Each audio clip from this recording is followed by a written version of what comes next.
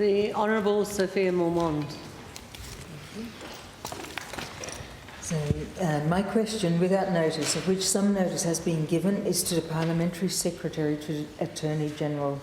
I refer the Attorney-General to reports that the New South Wales Government will introduce sweeping changes to sexual assault laws and plans to adopt an affirmative consent model going forward, and I ask, 1. How many other jurisdictions across Australia currently employ or are actively considering an affirmative consent model?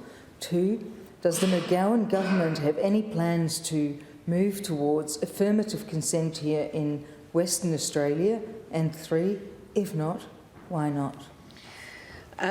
The Parliamentary Secretary to the Attorney-General. Thank you, President, and I thank the member for some notice of the question, and the following answer is provided on behalf of the Attorney-General.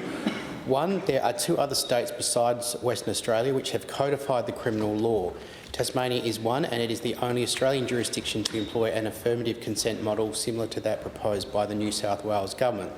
In that state, the Criminal Code Act of 1924, Section 14 A, mistake of consent in certain sexual offences, sets out in Section 14 AC that a mistaken belief as to consent is not honest and reasonable if the accused did not take reasonable steps to ascertain the complainant was consenting to the act.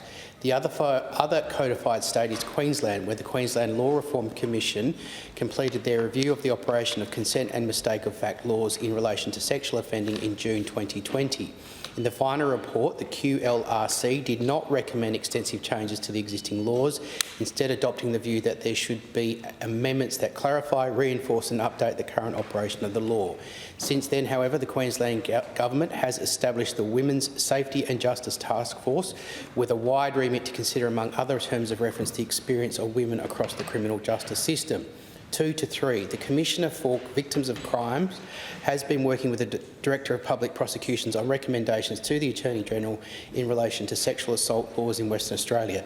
As stated, the criminal law framework in New South Wales and Victoria is very different to that in Western Australia, and this, alongside how to improve the experience of victims in the criminal justice system, will be taken into account when considering the recommendations.